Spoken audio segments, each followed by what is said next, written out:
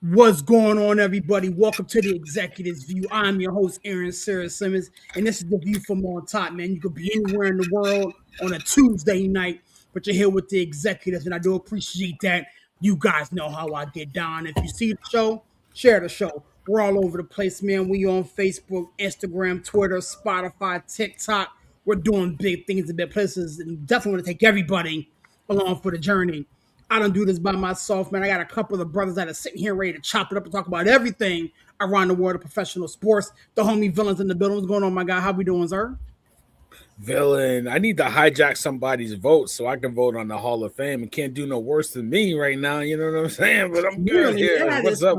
Crazy work, man. We're going to talk about that here in a minute. Coach is in the building. What's going on, Coach? How we doing, sir? Steve?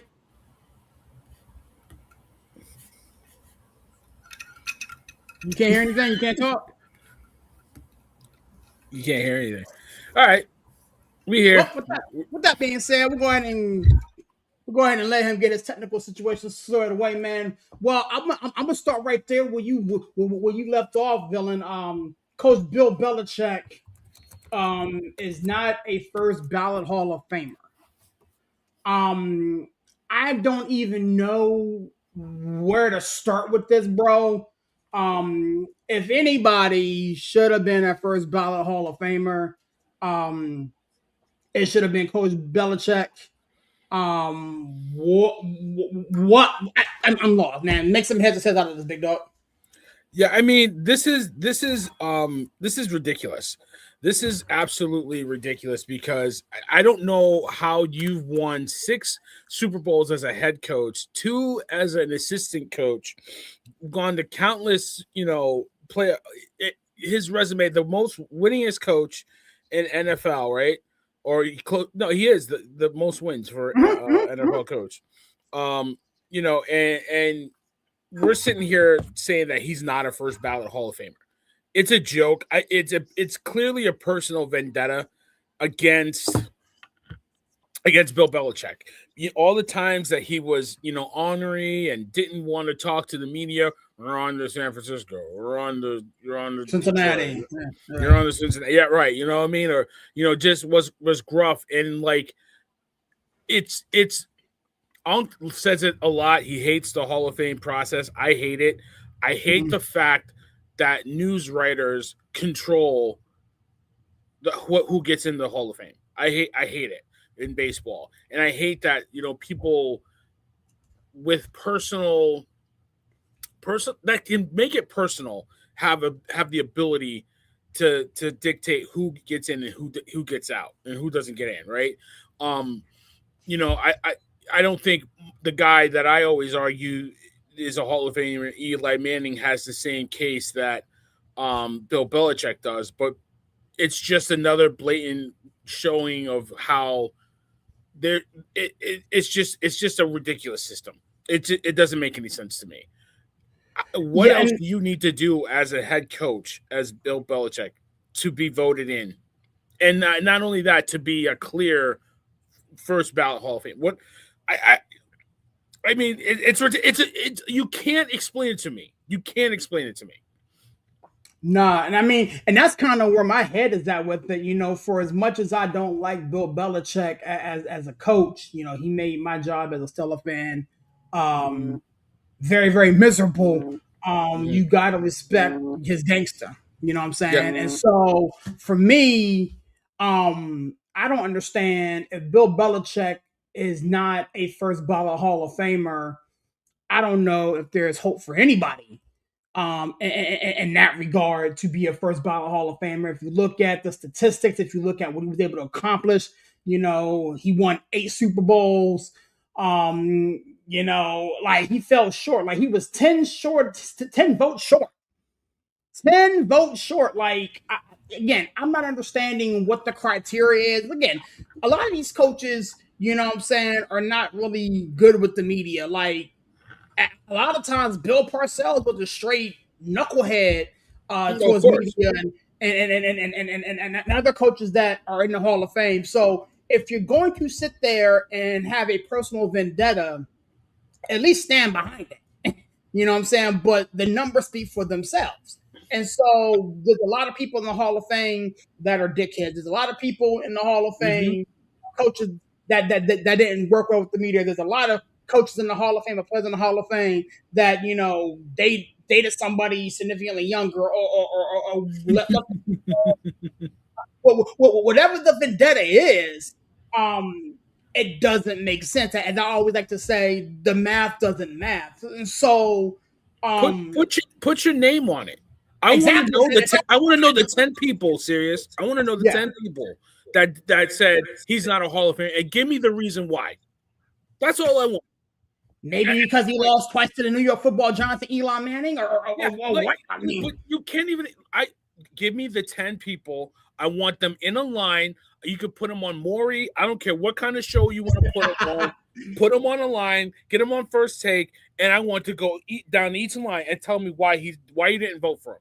This man has 333 career victories. The only one next to him is Don Shula at 347. Yeah. Explain it to me. Make it make sense. Make it make sense. Like Don Shula got in on, I think, on his first try. And Don Shula doesn't have nearly as many Super Bowl wins. Correct. Like when Belichick was just about to lead the NFL, we all lauded him as the greatest head coach or the greatest coach of all time. Like we didn't know a lot, but there was a lot of argument that he was the greatest coach of all time. Yeah. How does I want the names. I want the names. If you got the balls to not vote for this guy, have the balls to go out in public and tell me why you didn't vote for him.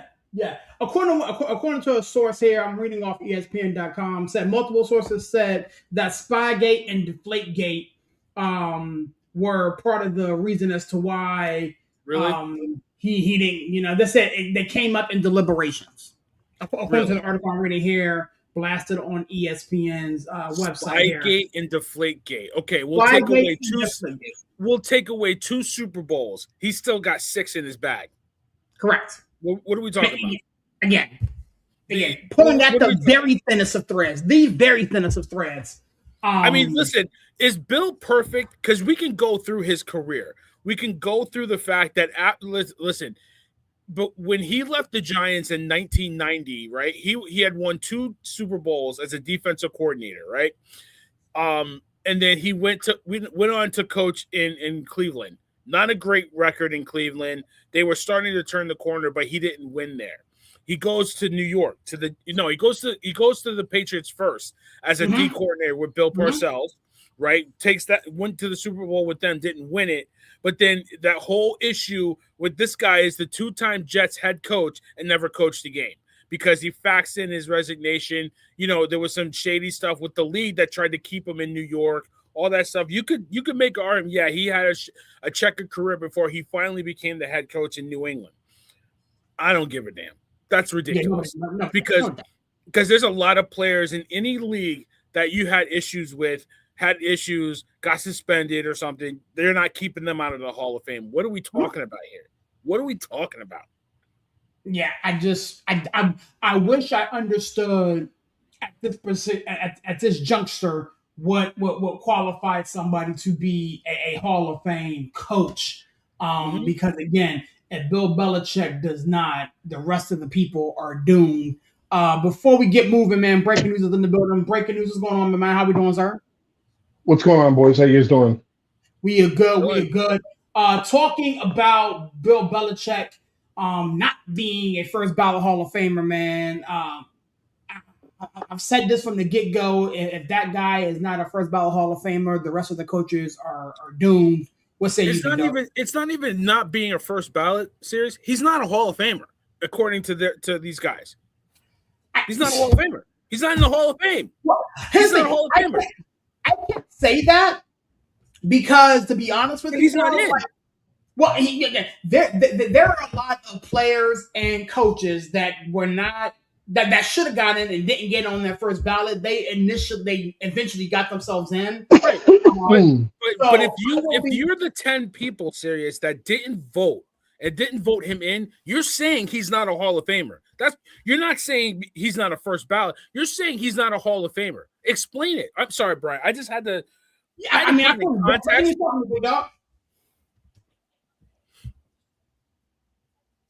Okay, breaking news is having some technical difficulty himself. I'm not too sure what's going on with people today, but we'll figure it out. We'll keep it pushing. When he gets back, we'll touch on that. In other news, we got some guys who did break into the Hall of Fame. Let me get my list together here. Mm-hmm. And yeah, congratulations to them for what it's worth, right? Right. Can you tell us whose palms you greased? I mean, I don't even know if it's palms you grease, right? But it's like, what does the Hall of Fame mean? What does it mean? I mean, you know what I mean? And like, it hasn't been announced. It's going to be announced in a couple of days. Yeah. You got the finalists, right?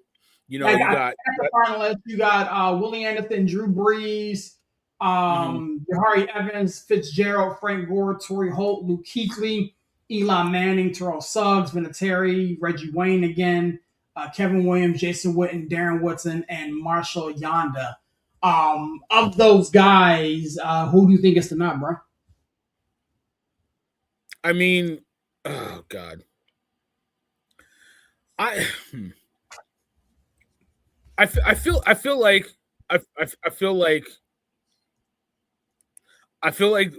Drew Brees is going to get in. I feel like Larry Fitzgerald is going to get in. Isn't this his first nomination? Yeah, this is the first time he's nominated. They're the first time nominees. Yeah, Brees, Fitzgerald, Gore, Witten, and I would say Phillip Rivers, but he came back, so he's out. Mm-hmm. Yeah, but that's what I'm saying. Okay. I feel like Brees, Fitzgerald. I mean, guys that should have got in haven't gotten in. Like Reggie Wayne, I don't understand why he's not a Hall of Famer. I just don't get it. Explain that one to me. Yeah. Explain that to me. Eli Manning. I mean, I'll be biased. New York Giants biased. I don't give a damn. How does he not get in? Torrey Holt. Yeah. In his era, he was one of the best. I don't know how he doesn't get in. But yeah, I mean, Willie Anderson probably should get in. I think he's one of the best tackles that in the league. And definitely one of the best during his era. So if I had to pick, I would say Brees, Fitzgerald, Vinatieri, Anderson, and maybe Eli sneaks in. Maybe he sneaks in this year. But I mean, then Jason Witten, you can argue, is one of the top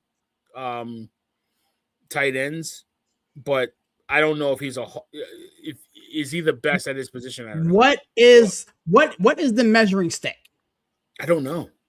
Nobody knows. It's a mystery, that nobody has the answer to, man. Like, so in our conventional way of thinking, yes, Jason Witten's a Hall of Famer.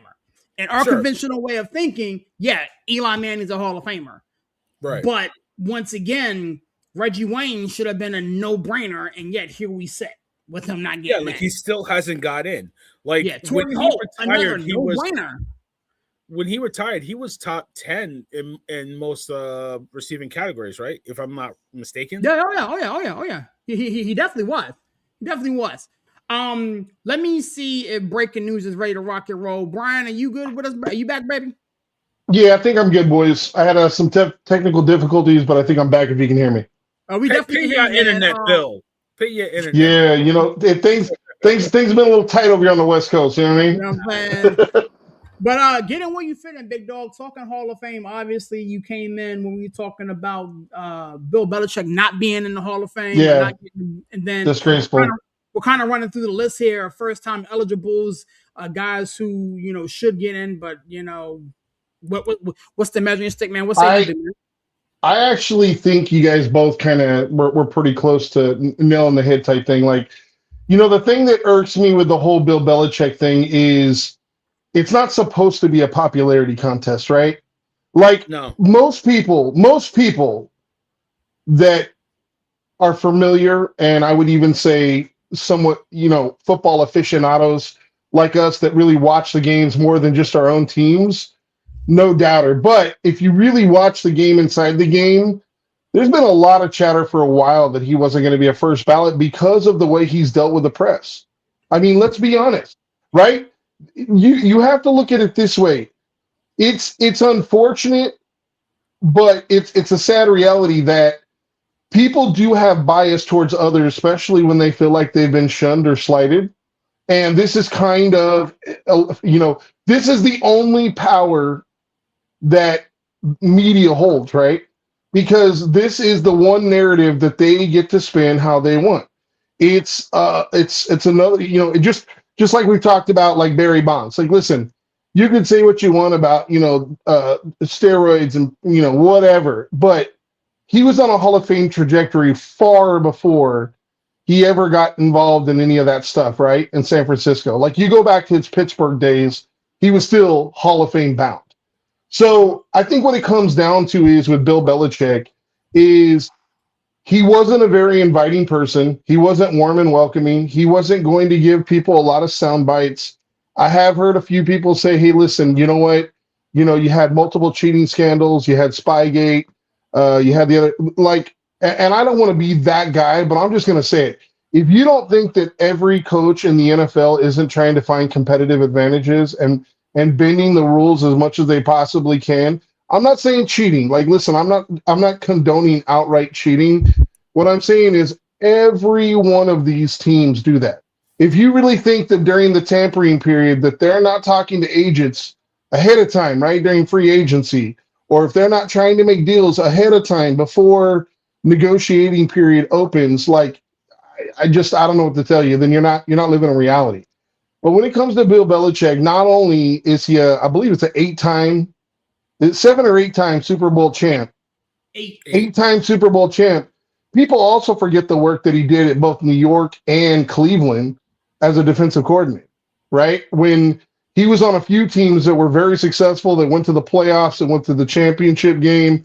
So he's proven his mettle as a coach. You may not like him as a person. Listen, I use this analogy and reference a lot.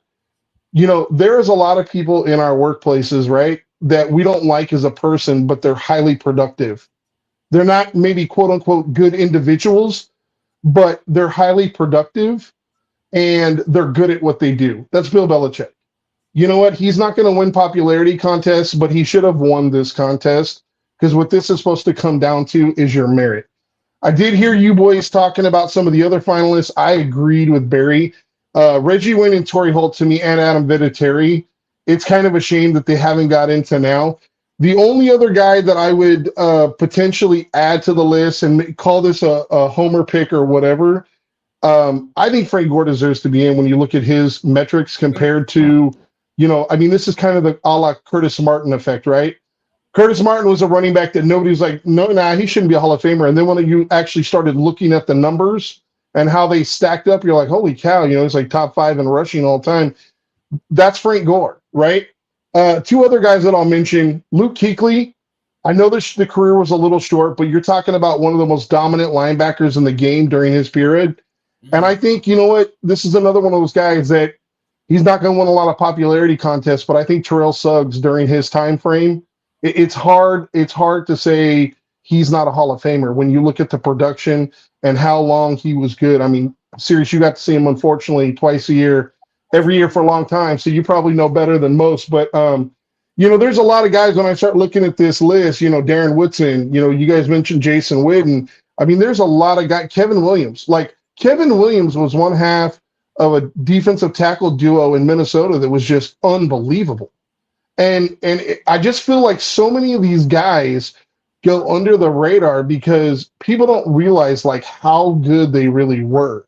Because unfortunately, you don't get the notoriety when you're not at the quarterback position, right? So I do agree with you about Eli Berry. I don't think it's a homer pick. You're a two-time Super Bowl winner. You beat the only you knocked off the undefeated Patriots that were undefeated that year. Everybody thought they were. You talk about the biggest play in the playoffs. I don't know how you don't talk about the Tyreek catch. So it's like I just think that he's been involved in too many big moments and really underdog, right? Like he played his best ball when nobody thought the Giants were going to win, especially in the playoffs. So I agree with you on him as well. But there's a lot of really, really good candidates that deserve it.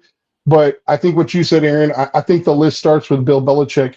You got a coach. You got a coach that, I mean, you could put his resume up against anybody, including guys like Don Shula, Bill Walsh, and I don't think you'd have a hard time saying that there's a whole lot of coaches that are better than him. Maybe not personality-wise, but coaching merit, right? Exactly. It's politics at the end of the day, because you just said it. His accomplishments stand up against anybody. You could put 2-3 coaches accomplishments together and they wouldn't measure up to Bill Belichick's accomplishments, and he's not in the Hall of Fame. It's a freaking joke. And one thing I do have to say, and Brian, serious, you can chime in on it. I'm sick of the quarterbacks having a win-loss record. It's bullshit. They're not pitchers. There's no such thing as a win-loss record for a quarterback. They don't play defense. They're one person on a team of 22 guys that are on the field, and then the other guys don't get a win-loss record. Kickers don't get a win-loss record. Linemen don't get but a quarterback gets a win-loss record, like a pitcher. It's ridiculous. Like Eli is 500 as a quarterback. So coaches, the only one that should have a win-loss record are coaches. That's it. Yeah. That's really it. I think and Eli gets downplayed, Brian, because he's a 500 quarterback. Not to mention the fact that every time but one game when he was taken out, when he needed to play, he played. Yeah. He didn't miss a game. Yeah. The consecutive start streak was impressive, especially for football. Yeah. I literally, if you ask me Iron Man in football, right at the quarterback position, first two names that popped to my head is Eli Manning and Brett Favre, right? Like those guys, they suited up, they played, whether they were hurt. Like you hear guys now that are like, oh, he's got turf toe. Like I'm like, dude, Brett Favre played the day after his dad passed away with cracked ribs, and I'm pretty sure they won the game. Like. Yeah. You just don't see that level of merit, anymore. Greatness, if you want to call it that. Like I said, you're not going to get any argument with me about that. I do agree with you.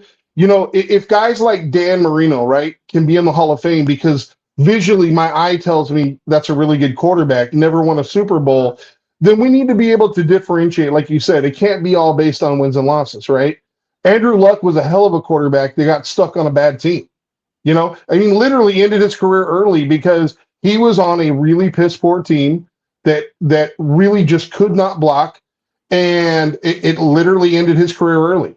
And I just think that, we have to look at the eye test. But one stat that I think tells a lot about a quarterback especially is, fourth quarter comebacks, right? And how they perform in the playoffs. And I understand it's a team game. But if the team was good enough to get there, were you able to elevate them? And like I said, the one thing that I've always given Eli credit for, and I actually think he's much more personable now as he's kind of moved past football, but is he really was a guy that elevated in the big moments, right? Mm-hmm. Love him or hate him, whether you loved him or you hated him, Eli was a guy that in the biggest moments, in the biggest games, in the playoffs, it always seemed that him and his team played their best ball. And I do respect him for that. As a matter of fact, I would even say he was a little bit more, if you will, clutch, than Peyton in that regard. Because I can remember Peyton not always being great in the playoffs, but Eli always seemed to step up to the plate in those situations. So for that, those would be the guys. And then, like you said, I mean, Drew Brees to me is an automatic. You're talking about a guy that's top 5 in passing yards. He's the original. 6 foot quarterback, on his tippy toes looking over before the Russell Wilsons, before, all these other guys, Kyler Murray's and Brock Purdy's and all these other guys that, he kind of paved the way for the shorter quarterback, if you will. But yeah, I mean, there is a ton of really deserving guys on here. When I look down the list, it'll be interesting to see, who they choose and who gets in for sure. Yeah, I mean it's going to be interesting to see how they divvy that up. I will say this though, to Villain's point, and then we can talk about the carousel that is the coaching circle real quick. Um, I personally feel as though win loss to Villain's point for a quarterback is a dumb statistic to have, but they win though, bro. Like again, you're part of a team. Like you're in the group project. Did you do your part to help the team win, or did you were you the reason why the team lost? Like, and I understand that from a Hall of Fame standpoint. I understand that from a free agency standpoint. I understand that from just a player acquisition standpoint. It irks me when we have these conversations with talking heads that use the win loss metric Yeah. to equate whether a quarterback can play or whether a quarterback is good or whether a quarterback is bad or whatever the case may be. This Super Bowl is a prime example of that because again, Sam Darnold was on a lot of losers before he got it together, and now I saw ghosts. he was seeing ghosts and everything. Yeah. Drake Back-to-back 14-win seasons. I mean, right. literally, guy totally turned his career around. And talking about dumpster fires, I wish CK was here, but I mean, look at the Jets. You're talking about a team that had Geno Smith, was horrible, went to Seattle, all of a sudden became a Pro Bowler. You look at Darnold, was there, horrible, leaves there, all of a sudden he's a Pro Bowler going to the Super Bowl. And that's not me talking badly, but, just kind of reiterating on Barry's point. If you're a quarterback and you go to the wrong situation or you go to a team that's not willing to really invest and build around you and build a system that works for you, you're doomed from the get-go. You're doomed from the get-go. And a lot of that has to do with coaching and ownership. There's a reason why, let's just say we all know the 4 or 5 guys that would quote unquote survive in any scheme. But when you look at guys like Jackson Dart, Brock Purdy, Sam Darnold, those middle tier guys, they don't work in every system. Like you have to have somebody that's willing to go, hey, okay, which of these 5 plays do you like? Okay, oh, you like these style of plays? Okay, what works best for you? And you tailor an offense to that. And I think that's the problem. Do you want a quarterback that can make all the throws? Of course. Do I want a quarterback that, can run like Lamar? Of course. But unfortunately, there's only about 3 of them in the world. So it's like you have to realize when you have a unicorn, that's great, but there's also other serviceable avenues. But you know what? You might have to just do a little bit more of that stuff called coaching. Yeah, right. Run to coaching, not from coaching. Yeah.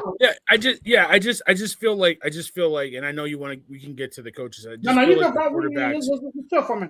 No, I just wanted to say, I feel like the quarterbacks have they get too much credit for wins and losses. And I think it's ridiculous in general. And that, like, they're not pitchers. They're not pitchers.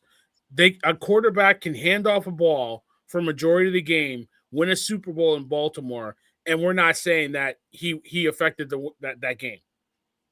Okay, we're not saying Trent Dilfer affected that game.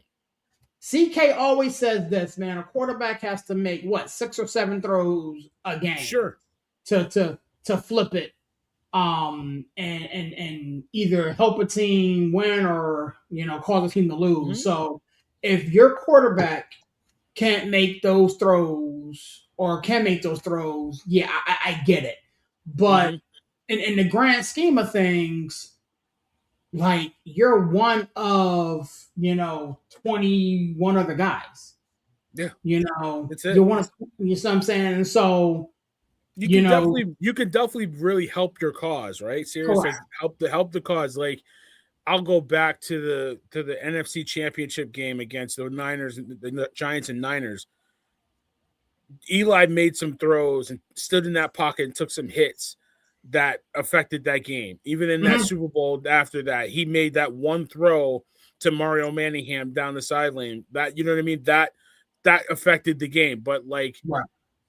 I just, it's just the win loss thing that just irks me too much. And I agree with you too, Brian. Like, I think Frank Gore should be a Hall of Famer, but they always say, okay, during his career, was he at least top five at his position in his peak? And like, Mhm.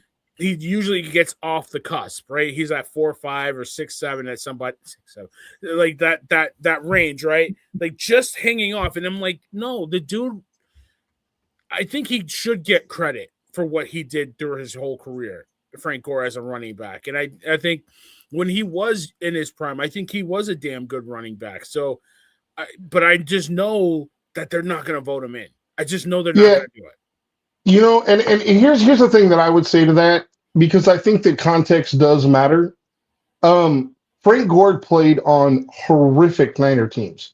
I mean, you're talking, if you go back and you look at the record of the teams during the time frame in which he played, especially during his prime years, there was a lot of like 4-12, 6-10.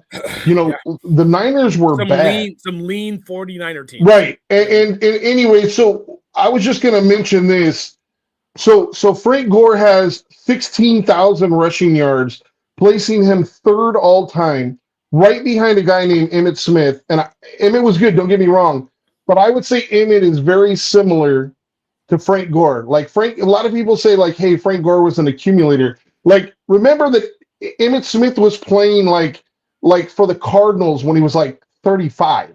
Yeah, You yeah, know, it's yeah. like so it's like I have a hard time like like hey, like if you want to look at first team all pros or how many Pro Bowl nods or all that kind of stuff, that's one thing, but the problem as we know, and no disrespect, but like Shador Sanders just got a Pro Bowl nod, so it's a popularity contest a little bit, so it's like Mm-hmm. the all pros I figure in a little bit more heavily, but it's like I have a hard time saying like you're telling me in the history of this league that's been in existence for more than 100 years, the guy that's currently third all time in rushing doesn't deserve a place in the most prestigious. If you're going to talk about the history of the game, the history of the running back position, how do you talk about it and leave out the guy who's third all time in rushing? And Because that's not a Niner thing. It's just like, they don't know Frank Gore is you third know all what I mean? It's time. like, That's You're it'd be not. looking like, at Barry Sanders and Walter Payton and right. those And guys, you know but what? I get it. But like you said, like, as great as Walter Payton was, there was a guy that came before him, Gale Sayers, that might have of course, double the yeah. yardage if he actually would have played a full career, right? Like we all know that. So Mm-hmm. it's just it's one of those things where it's like, do you want to give credence and precedence to the guy who was at the tip top of his game and the very one of the two or three best at the position for Mm-hmm. 4 or 5 years, or do you want to give credence to a guy that played 20 seasons and was super productive all 20 years? Because you know what, the fact of the matter is, you know, and I'm going to tell you right now, as a Niners fan, nobody is ever going to surpass Jerry Rice's receiving numbers. But was there better receivers? Listen, I think you're hard pressed to say Randy Moss, Calvin Johnson. No, I'm saying, hold on, Oh, don't do Barry. that. I'm Don't do I'm that. Don't saying do that. I'm saying from a physical. I'm saying physical, like physically gifted. I'm not saying heart or anything like that. What I'm saying is physically gifted, right? Like I'm talking about Jerry's greatest attribute was his hands and his longevity. I watched Nah, him for no. he 20 he years. ran routes I better than anybody we know, he, bro. Like his yeah. I receiving mean, route running was He, listen. I as a Niner fan, I'm surprised at you because Jerry Rice is one of the greatest football players that ever played. Not he just is. He's receivers. he's He's top phenomenal. five, one of the greatest football players. He Him, Jim Brown, Walter Payton, greatest football players that ever played they're this game. Lawrence they're Taylor, all one of phenomenal. those I'm going four. to tell you right now. I watched both of them play. I think Calvin Johnson was a better receiver. That doesn't mean he didn't play as long. He wasn't as good as long. He wasn't, in year one and year 20, Jerry's still putting them 1,000 yards receiving. But like I said, when you're talking, Jerry Rice never got triple covered. There wasn't two dudes at the line. It didn't look like punt formation where there's two guys on the line of scrimmage lined up on him covering. I'm just being honest. Like we I, can be I honest about the situation. no, we could be honest. Listen, I hear you, Brian. I hear you. No, You're I'm not. talking about a No, dude. You're talking about a guy. Listen, that was all heart and all hands, and I appreciated that. And he was phenomenal for my team for a best long route time. runner, one of the best blocking One of the best, receivers, one one of of the the best route runners, sure. But you're What are we talking about talking another about? dude Hold that's on, six hold on, foot hold on. five, runs 4.3, and can catch the ball with one hand. Like I'm just saying, and the point wasn't to say how much better. The point being is the difference. Some people have accumulation of stats, and some dudes have 4 or 5 years where they're just truly and utterly dominant. And what I'm he saying had a whole is career. there is a place in the Hall of Fame for both. That's all I was trying to land the plane at. There is a place for Before both. before we run away from this, coaches in the building. What's going on, coach? How we doing, sir? You're You're on on mute, All mute. sir. right. There he There we go. is. There he is. Because y'all don't want to hear what I have to say. Because I actually, um, guys, like Brian. I understand what you're trying to say, and they're not trying to hear you, but I That's hear all you. good. So if you look at a Calvin Johnson, if you look at a Randy Moss, and it's like, okay, look at that guy, and then look at Jerry Rice, and you line them, you line them together. It's like, man, look at Randy Moss, 6'4", 190 pounds soaking wet, but man, look at him run. Look at his arms. Look like he better athlete, better football player, maybe not. But I mean, what I think Brian might be trying to say is like when you look at Calvin Johnson, if you make a wide receiver on Madden, it's Yep. like I'm gonna make him 6'5". I'm gonna make him 230 pounds. He's gonna have a 4.3. 4.3 40. Yeah. Like it's like, but again, it's like this is where I hate like this part of the discourse where it's like I watched this guy growing up and nobody will ever be as good as this guy who I watched growing up, and it's like this and this is that. Just like it's always been like this. Like my uncle, God rest his soul, he never saw a football player better than Jim Brown. You could talk to him all day long. You could bang your head against the wall. He was like, I don't care. None of these boys better than Jim Brown. You know, Barry Sanders' dad says that.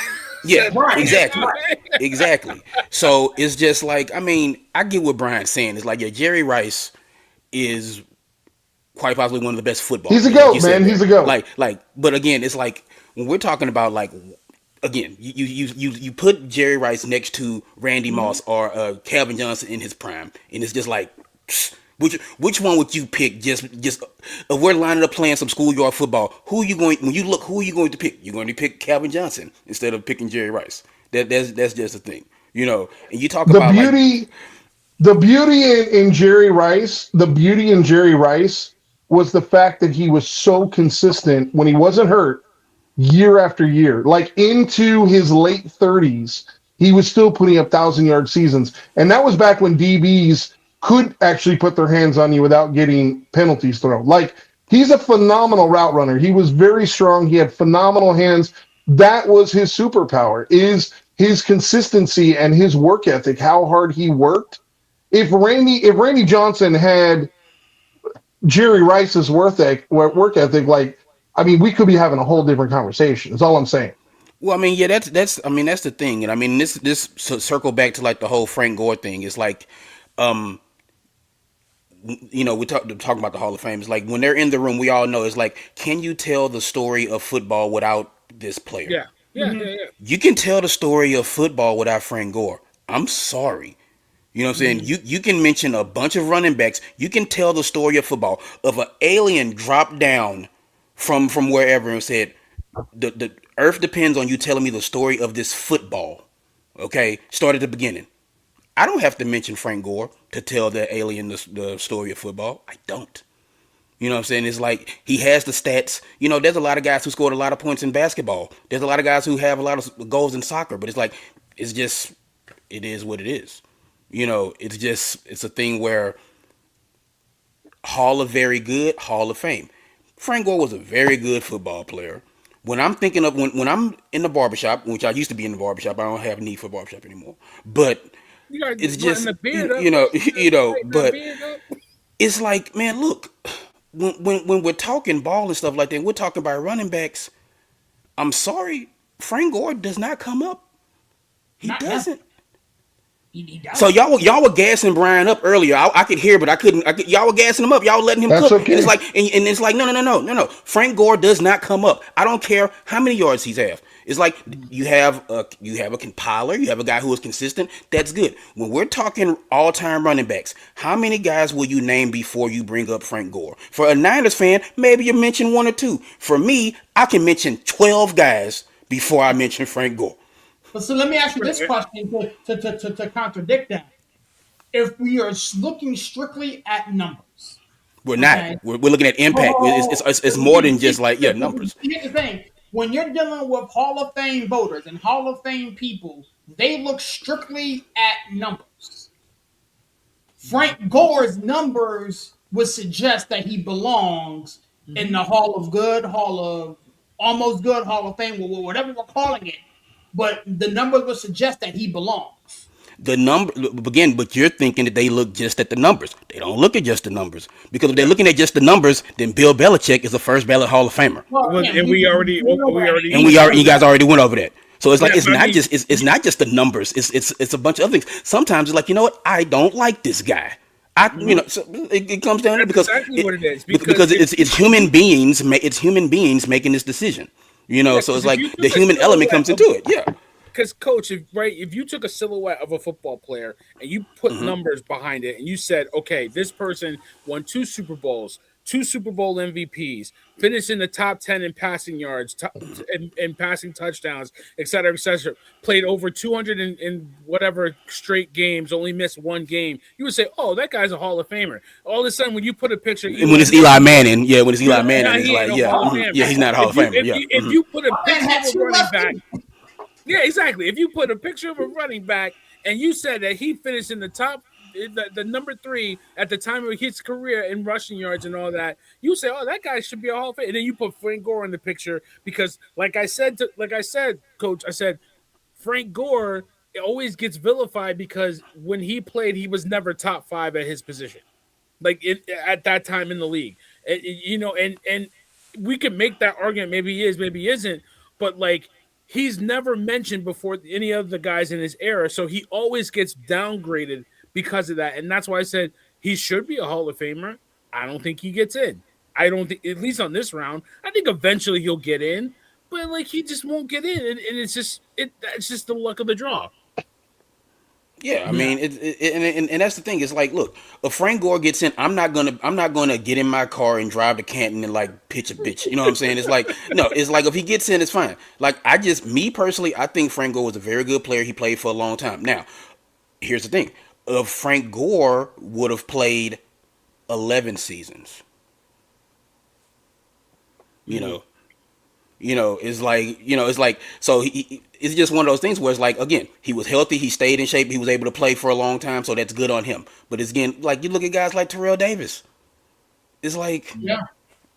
he's in the Hall of Fame, you Mm-hmm. know, and it's like, I mean, I don't think, and I'm probably gonna get ran off the show for saying this, but it's like, I don't think we're talking about Frank Gore. I don't think Frank Gore is good as a guy who gets looked over Curtis Martin, who is in the Hall of Fame. Because when you look at Curtis Martin's stats, Curtis Martin was a very good running back in that era that he kind of got. But it's like, I was glad when Curtis Martin got in the Hall of Fame because it's like he was one of the best running backs of that era that got overlooked often by the other guys, but he was a Hall of Fame running back. So You can't tell me Curtis Martin ain't a Hall of Famer. exactly, I exactly. mean, Well, I'm I I'm mean, in this area. When I wasn't watching a Giants game, I was watching Curtis Martin. My dad was died a Jets fan. Curtis, my favorite Martin. That's all he ever talked about. I bought him a Curtis Martin jersey. He loved that guy. And I watched him play. You couldn't tell me he wasn't a Hall of Famer. Just like Frank Gore, So eye test. You know what I mean? The eye Mhm. test. so I would just say two things to what Coach said. So I understand what Coach is saying, and as you guys can attest to, I actually brought up Curtis Martin as the comparable coach. So Mhm. I understand what you're saying. Um, I think if you look at a guy like Terrell Davis, right, who you're saying, it is in, I think the difference though is Terrell Davis did two things that Frank Gore did not do, and that's the whole reason he's in. Number one, he had a 2,000 rushing yard season. Mm-hmm. We all know that's a big deal because you talked about quote unquote talking about the history of the league, and he had something ridiculous like I don't remember what it was, but it was a league record. It might have changed now, but it was like 10 or 11 straight 100-yard games in the postseason. Like he had like a record, like an ongoing record. I remember talking about it, multiple playoff runs. And one of the things that I told them before you came on was the one thing that could and probably will hold back Frank Gore is he was stuck on a lot of really, really bad Niner teams. Like if you look at how many games Frank Gore played in the postseason, I'll bet you it's a smidge compared to TD or to Curtis Martin.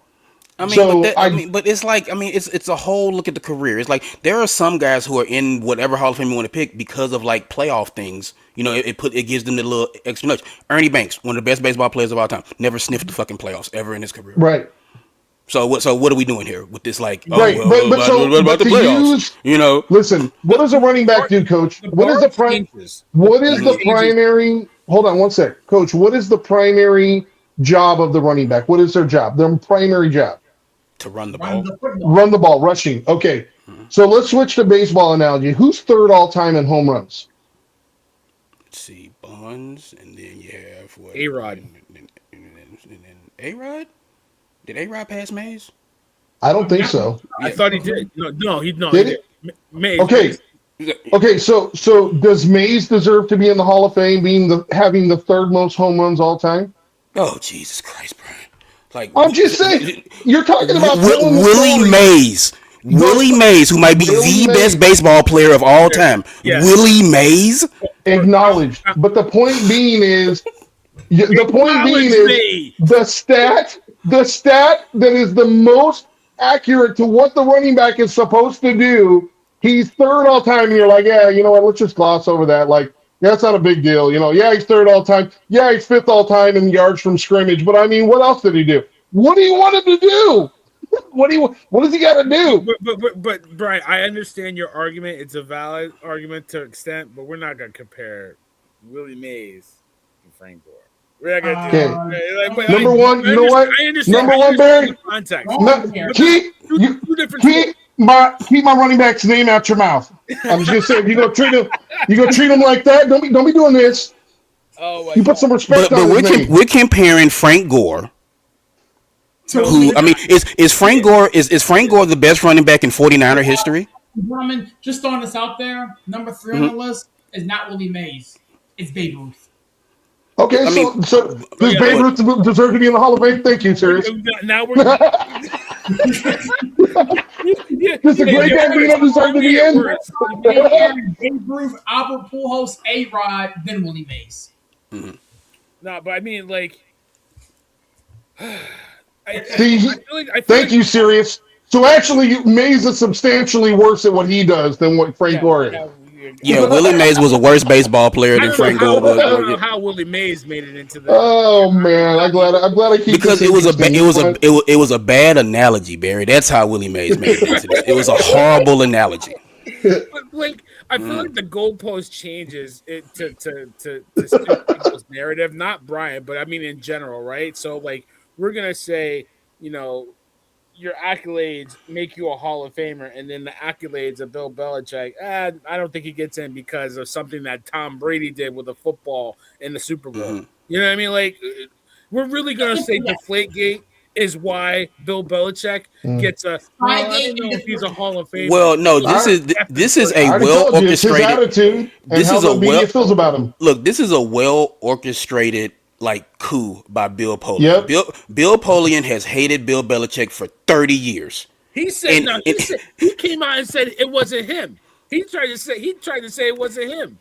Bill Polian has routinely took shots at people and tried to downgrade people who he didn't agree with. And like we all remember, like when Cam Newton was coming out, he was trying to be like, oh well, I don't like this kid. It's just whatever. It's like Bill Polian could not do anything to Bill Belichick for a long time. until today. But Bill Polian said that's totally and categorically untrue. I voted for him. Okay, Well, I voted for him, but I told 10 other people, hey, You I ain't don't gonna vote tell for him. you how to Yeah, I vote. voted for. I vote. Look, I voted for him, but let me tell y'all, we all shouldn't. It's like it's just I ain't gonna tell here's what I'm you. going to tell you. Here's what I'm going to tell you. Whether or not you think Gore deserves to be in the Hall of Fame, when a dude like TD is in the Hall of Fame and Bill Belichick can't get into the Hall of Fame, it makes you wonder about the credentials and the credibility of what the process is in order to get in. Because Bill Belichick, like him, hate him, whatever, just based on resume, is the top 2, 3 coach all time.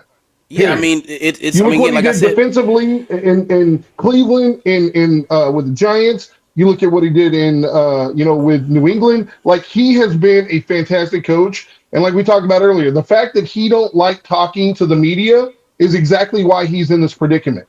Just like because the Barry media, Bonds, it's no different. because the media. Well, Barry Bonds isn't in the Hall of Fame for Right? something other I mean, besides Yeah. the yeah, media. But it's just like since we're bouncing back between football and baseball. Jim Rice, a guy who probably should be in the Baseball Hall of Fame because he was Yeah. kind of aloof, didn't really talk to the media. It was kind of mean. He's not in because these people that he were mean to and that he was short with are the people who put you in the Hall of Fame. So it's just a thing. Dale Murphy, not really a nice guy, but hell of a baseball player. But the Atlanta media just did not like him, and they drove this like campaign against him where Dale Murphy's still not in the Hall of Fame. So it's just I don't know. It's ridiculous. Like I said, Frank Gore will get in eventually because of those stats, because of where he is on the rushing list. Because I mean, as a running back, his job is to run the ball. But I mean, it's you can look through guys and since we're talking about who has the most tackles, so the guy with the most should have this or whatever. I don't know. Like people compile stats, and I mean the stats are used for people to get in these Hall of Fames, but it's like it comes down to like you said, a popularity contest. It's like the Pro Bowl. Everybody's talking about the Pro Bowl. The Pro Bowl is ridiculous. It's like it's a Yeah. popularity contest. you It's not guys what it used to watch the be. Pro Bowl? It's the Pro Bowl games now. It's like it's just it is what it is. It's like the dunk contest. They're Yeah. like who can hit a sled the hardest, who trick catch and all this stuff like that. It's like it's ridiculous now. And again, for years, and I can say for maybe about 15 years now, I have valued all pros much more than the Pro Bowl. Sure. We You talked about. know, Yep. Totally agree so with you, Coach. it's so again, it's like at the end of the day, there are guys who maybe shouldn't be in the Hall of Fame, guys who should be in the Hall of Fame. Like Frank Gore, when you look at it, he should be in the Hall of Fame. But again, my point was like, look, when we're talking ball with the guys or the girls or whoever like that, Frank Gore's just not a guy who like comes up. You're gonna mention a whole bunch of other guys before you mention Frank Gore. Yeah. And you And know what's listen, I can agree with you because you already said he deserves to be in. but you know what's funny to me though is that we'll say okay, we'll say Pro Bowls don't really matter. It's a popularity contest, all blah blah blah blah blah. But then those same people will say that, and then they'll say, "Oh, Eli Manning didn't make enough Pro Bowls. He wasn't the best at his position. He shouldn't be in the hall." Like I Yeah, don't.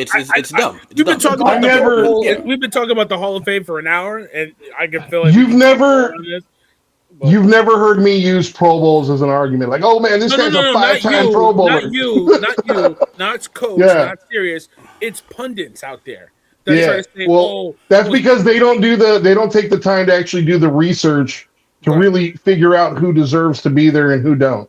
Like I said, I'm much more interested in seeing, you know what, when the chips are on the table, like how did you perform in the biggest moments? Did you help your team succeed? mhm, Things like that. And you know what? A lot of these guys, like I said, look at a guy like Dan Marino. Hall of Famer, never won a Super Bowl, right? Like, does that all of a sudden mean he's not a good quarterback because he never won? Or does that mean the best team he was ever on was the team on his rookie year? You know what I mean? It's like so like we have to understand that like, especially when you look at teams like, the Chiefs and like New England that have basically taken up, like 10 of the last 15 Super Bowls. It's like how many times do you think you're going to make the Super Bowl in your entire career? Once, twice? Like, you know what I mean? Like, if you're lucky, you make it twice. So, I think, like you were talking about with Eli, a guy that wins a Super Bowl twice, yeah, I think that holds some merit. Yeah. moving on, man, we need to talk about these hires and subsequent fires really quickly. The Tennessee Titans have hired Robert Saleh as their new head coach and Brian Dable as their offensive coordinator. Hate Buffalo it. Bills hired Joe Brady to be their new head coach. Washington Commanders, David Blau and Durante Jones, offensive defensive coordinator, respectively. The Detroit Lions hired Drew Peating to be their new offensive coordinator. Mike McDaniel, had his introductory press conference today as the new LA Chargers offensive coordinator. New York Football Giants have been exceptionally busy. Obviously, Harbaugh as their new head coach, and then they had Chris Horton and Denard Wilson as an assistant head coach and a special teams coordinator, as well as their defensive coordinator, respectfully. Green Bay Packers hired former Arizona Cardinals coach Jonathan Gannon to be their new defensive coordinator. Pittsburgh Steelers hired Mike McCarthy to be their new head coach. Miami Dolphins have hired Jeff Hafferly, John Eric Sullivan as their general manager, Bobby Slowick as offensive coordinator, and Chris Tobar as their special teams coordinator. Baltimore Ravens have hired Jesse Minter, former defensive coordinator for the Chargers, as their new head coach. Dallas Cowboys, Packer as the new defensive coordinator. Tampa Bay Buccaneers, Zach Robinson as their new offensive coordinator, special teams coordinator. Danny Smith. That one hurts my soul. Well, I'll leave that alone for now. Kansas City Chiefs brought back Eric Bieniemy. Atlanta Falcons, Kevin Stefanski. Obviously, Matt Ryan is the new president of football operation, offensive coordinator Tommy Reese, and special teams coordinator Craig Ackerman. Those are the recent hirings. I can run through the firings if you want to. Let's kick this around the room a little bit, gentlemen. Coach, you were the last one in, man. Where's your head at with these new hires, man? Let's see. I'll start from the one that affects me the most, and that is the Titans hiring Robert Saleh and bringing in Daboll. I feel like the Titans are like, you know what? We got rid of Vrabel. Let's bring in another guy like Vrabel. Look, you see how good Vrabel's doing. Our bad. We shouldn't have got rid of that guy. The guy that's getting ready to like coach in the Super Bowl. So we're gonna bring in a guy that kind of like him. So I think that's funny that they're doing it. Like, hey, the last time we were good, we brought in like a defensive coordinator guy type, and so they're bringing in Salah, bringing in Dayball. Like, I don't think it's the worst. I mean, I'm interested to see how Dayball works with Cam Ward. Cam Ward is the guy who you have anointed your franchise quarterback. So anxious to see how that relationship is formed and how that works. Because that's right now, that is the most important thing. Because Salah's going to handle the defense. But right now, with the guy who you have pegged as your franchise quarterback, the Dayball like Ward relationship has to click. They have to get things going because right now they're in the basement of the AFC South, and it's gonna be tough getting up out of it.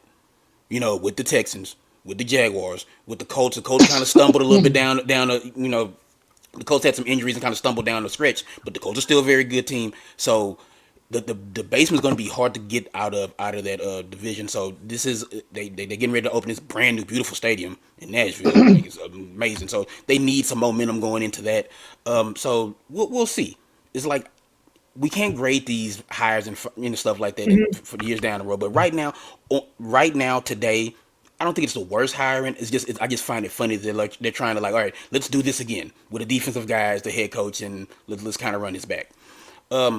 I like Mike McDaniel with the Chargers because Justin Herbert needs this.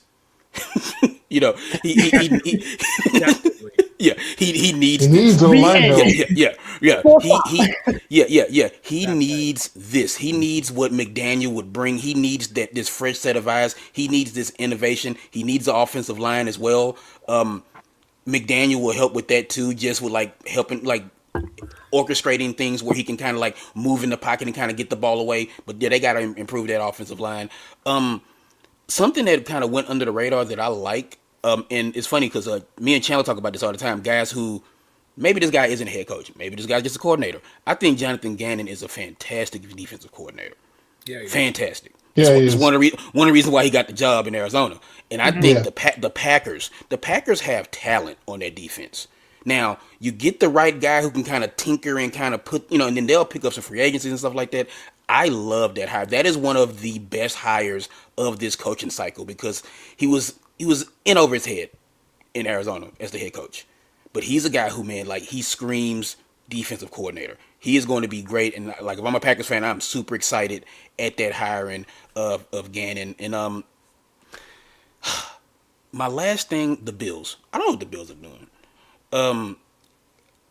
The Bills don't know what the Bills are doing. Brady is a guy who I always feel like I just said, I feel like he's a coordinator. And Mhm. he should have struck while the iron was hot, coming off the heels of that 2019 LSU season.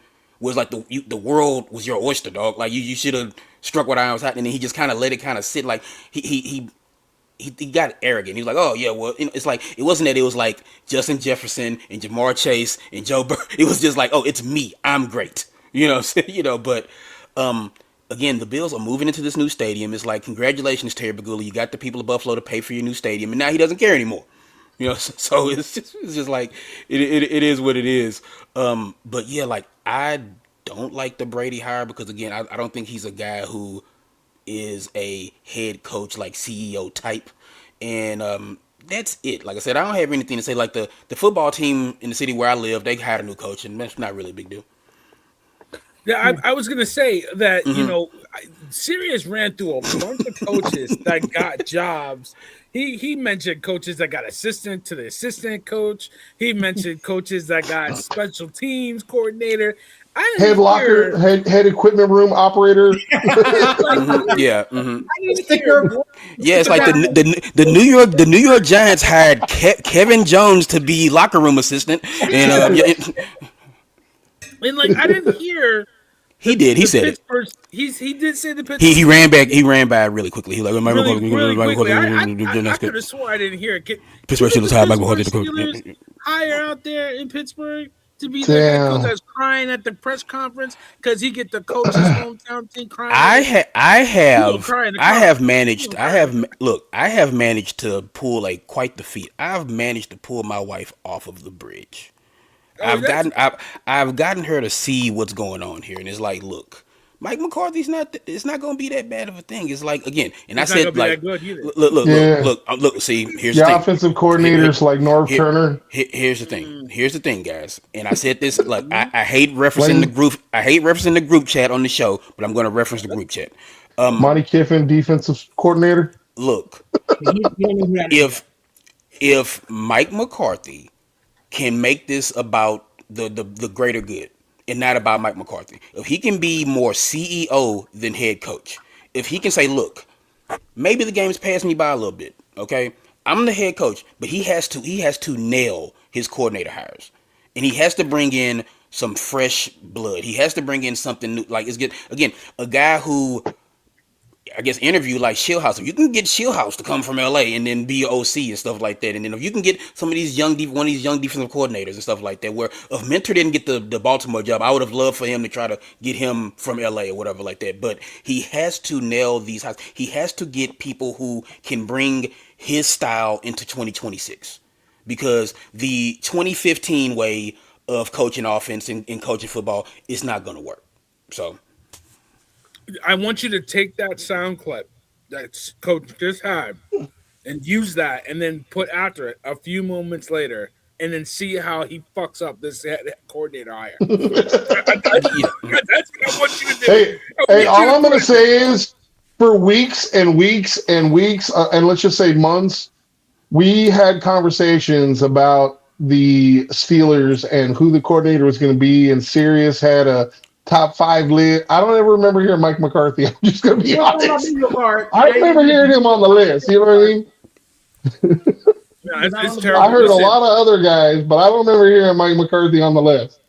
I'll be honest with I gotta double tap on what coach said because the Joe Brady hire is indicative of that franchise right now you. Mhm. because there's to me no reason that McDermott should have been fired. He got 100%. blamed. No. He got blamed for a lot of issues that went He on. lost the power That stuff. Yep. Yeah, so then I Yep. fire the coach and then I promote myself. And then what do? I promote a guy that should never be a head coach at this point to head No. coach just so I can keep the power dynamic going that I run everything and I'm blameless. That's what that hire to me says. Not that Brady's not qualified because I think Joe Brady is a really good coach, but you got to remember, how did he get the OC job? How did he get? He was the quarterback coach and got promoted because they blamed the offensive coordinator that was there before in Buffalo for Josh Allen taking a step back after Dable left to go coach the Giants. Let's be clear on that. That's why Joe Brady got promoted. Remember that? And Yep. now all of a sudden we're saying he's a head coach because why? Because of what? What did he do to deserve to be a head coach? Not to say he can't coach, but what did he do in Buffalo? Buffalo, you got the owner out here talking crazy. You got the oh my god, It's what was the soundbite that happened with after McDermott got fired? The it soundbite was from the owner. was it the receiver thing where they didn't Yeah, Keon Oh, with Coleman? Yeah. Keon Coleman, yeah. it's, Mhm. it's That the was, by the biggest. way, that was crazy. Like that was crazy. I've never heard an owner say that about his own player. I was like, "Is this guy still under contract?" Yep, he is. If Yeah, I was Coleman, I would ask for, I would demand my release. It's like, I get and me I'm not out of talking here. much. absolutely, coach. I would just show up in his office and sit there like this. That's what I'm saying. I would have called him and been like, Yeah, Yeah, I'd have I'm been not like, leaving. hey, you know what? I'll take Coleman. Yeah, you give me a six because we know what kind of position you're in now. yeah. Yeah, that's what I mean. Like, how are you out here as an owner talking bad about a receiver, but then you're lying? You're lying in the press conference saying that no, it was McDermott and all these other guys that wanted to draft him. When you're on camera saying, "Oh, Yes, he ran a 4.6," well, that's great for us because now we can get him and nobody's gonna say. But and then that whole soundbite comes out, and then you hire Joe Brady. You promote him as OC to court to. Who did they interview? Who did the Bills interview for the head coaching There position? was a bunch of people that turned down the interview process. They Mm-hmm. yeah. do. Yep. Nobody wanted to coach Philip there. It's a Rivers. joke. Philip It's a Rivers. yeah. Hey, No, but don't they? Hey, he don't they pulled have to he never pulled They interview? out. they they interviewed him, and then he was like, actually, no, it's like this place is a No, no, no, mess. no. But He said don't they he's like, have I to have enough children at interview? home. Yeah. Mm-hmm. He's got to. They have to interview minority. Who was the minority candidates they interviewed? I don't think they did. I I didn't hear one. didn't hear one. Yeah. But I like, think maybe Weaver or somebody like Like that. maybe Maybe it was snuck in like the their interview, something defensive like back that. coach, right? Yeah. Like Maybe. maybe it was like their. I don't know, but like that whole like it was so weird because Barry's saying like it's not like Brady's going anywhere. It's not like somebody else is going to snap him up to be their head coach. So it's like it's really weird though how the search went. Like they didn't cast a very wide net, as they say. You know, it's just like hurry, let's just hurry up and hire this guy. you only To heard two piggyback, names. You only heard two names. You heard Dayball yeah, and Brady. That was it. I Those are yeah, the only mean, names you heard. McDaniel was slided to be in there to interview. I think they looked at no, that was it that I remember. It was yeah. it was Dable, it was McDaniel, and Joe Brady. That I Can can we recall. just can we just talk about why bad franchises remain bad? Like Yes. seriously, like if you look at some of these hires, like I gotta tell you, it's so indicative of the franchise, right? Like number one, let's start with Buffalo. The only time other than the Jim Kelly era, and you got to go back a long time for that, that you can remember the Buffalo being relevant is now with Josh Allen, Mhm. right? And I don't think they could have messed up this hiring process any worse than they did. Whether it's alienate their own player, whether it's the quote unquote net that they dispersed, which was like two candidates. Like even Philip Rivers, who's coaching high school, is like, I'm good. You know what I mean? Like it just felt so odd the way this whole search went down. And I got to tell you, I think Brady's going to fall flat on his face. I Mm-hmm. think he's much more of a coordinator than he is a CEO. And you know Yeah. what? The Bills and Bills Mafia and that city and that state, they're going to have expectations. This team expects to win. This team expects to compete for championships. And I'm not 100% positive that he's the guy to get them there. Brian, here's the thing, and it's like they interviewed Lynn and Weaver, so they got Okay. the Okay. Rooney Rule met. I remember Lynn and then like Weaver. Mhm. So that met the Rooney Rule. And again, it's like, and I keep bringing this up because like it's important in this day and age of sports and big business. It's like they have this brand new beautiful stadium they're moving into Mhm. that was Next paid year, for right? Next this year, right? season. It's This moving up. coming up season. They played the last game in Highmark. It was Rich Stadium for Yeah, me growing up. yeah, Okay. yeah. Those are the last game. Yeah, so they're moving into their beautiful new Highmark Stadium, $1 billion stadium. Snow melting technology you never seen before. All this stuff like that, and they're stumbling into this new stadium, and they're gonna and because they have them, they have the people of Buffalo. What else are you gonna do on Sundays in The Buffalo? hook. Yeah, they're gonna get You're on gonna go to the Bills game. I don't know if anybody ever been to Buffalo. Not a whole lot to do any day in Buffalo, but especially not on Sunday. So it's just you know this is the point where it's like it reminds me. I was talking to a friend of mine earlier, like the Marlins. The Marlins went out there and they spent all this money on free agent. They did all this because they wanted this new stadium built. And as soon as they built the new stadium, they traded all the good players away. And it's like They ha did. ha. It's like ha ha. People of Dade County, thanks for paying for the stadium. Have a good one. And the Bills have just pulled that off as well now. Got the I So state of mean, New York what to pay for all so much of that stadium, and then now it's just like, yeah, what makes me continuing laugh my is that Phil Rivers interviewed for the job, right? Philip Rivers came back to the league. Why did he come back for insurance? To health get his insurance, yeah. extra 5 years, he could have got some more insurance by being the head coach. He said, "Nah, you know what? I'm good. That I'm man gonna ain't stay never over here." pulled out a day in his life. He pulled out of that thing. You feel me? That's If crazy. anybody, Mm, if anybody needs a job to hey, be insured, it's Philip Rivers, and so he said no. So let me finish my hate tour, land my hate tour plane. So I talked about Buffalo. Then you go to Cleveland. What kind of weird situation is it to fire your head coach, but be like, no, you have to have our defensive coordinator. Like you can't pick your own DC. We're gonna pick the staff. We just want you to come in and all of a sudden make us good. Like that whole situation is just a shit show. Excuse And the and, language. and they're surprised nobody wants to coach there. Right. And then three, I'm not quite sure, and I know we got Coach of the Year, but I don't know quite if there is a coach over the last 4 or 5 years who's done less with more than Kevin Stefanski. Like when you look at how much talent, how many top picks that Cleveland has, and the fact that they literally got worse and worse the longer his tenure went on.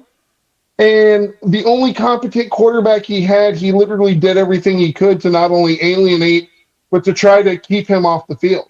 Like, I mean, let's just keep it what it is. And now you're gonna take him and you're gonna put him in Atlanta with a young quarterback that needs confidence, right? Because he's been dinged up, he's been beat up. He needs somebody to help guide him. And a star at running back, I don't see this situation ending well. I'm just gonna be honest with you.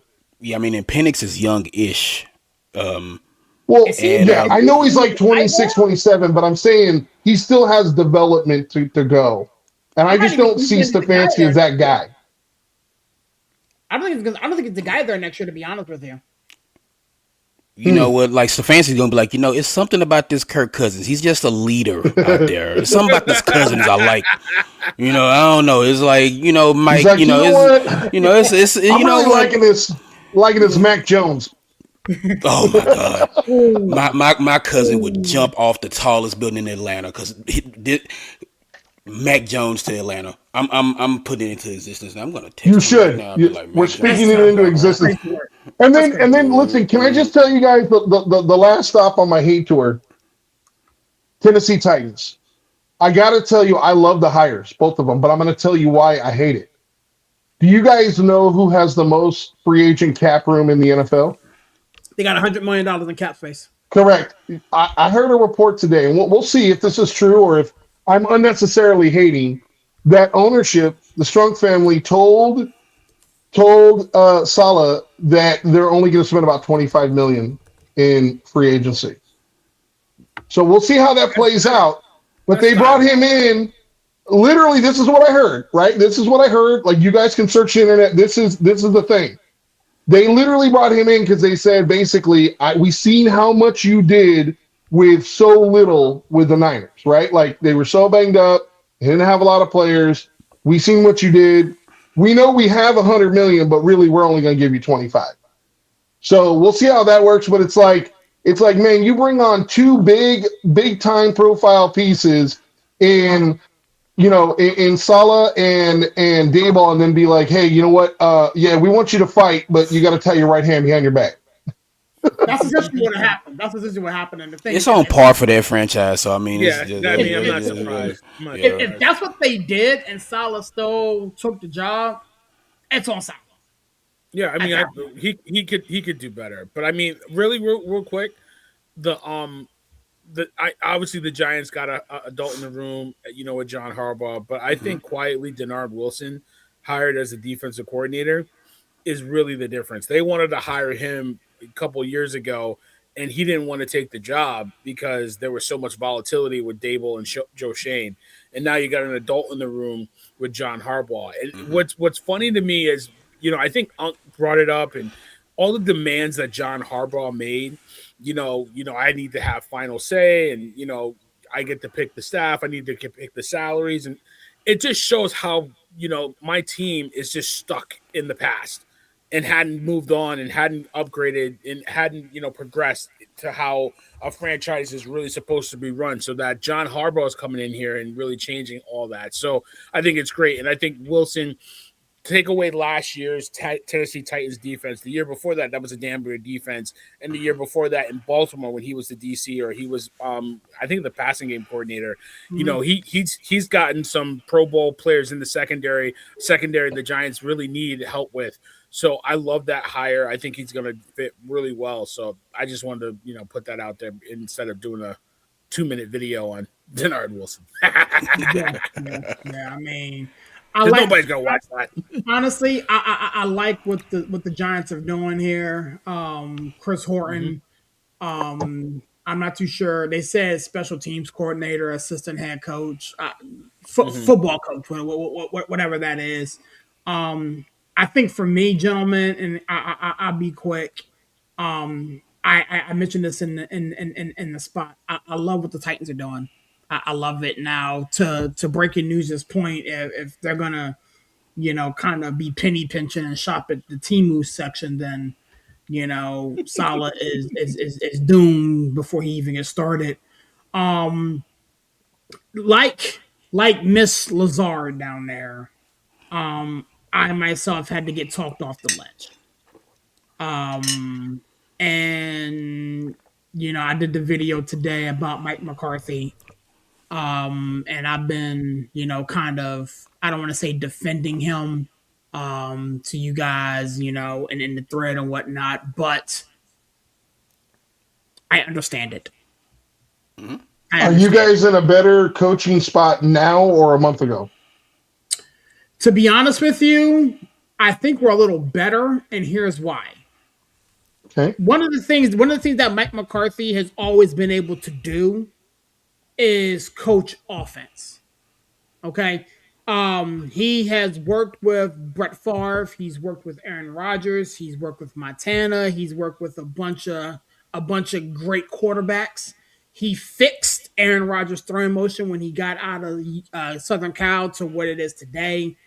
And one of the areas in which Mike Tomlin has always struggled is on the offensive side of the ball. The past 8 years, we have been in the bottom six, the bottom seven, the bottom eight in offensive efficiency, averaging close to somewhere in between 18 and 19 points a game.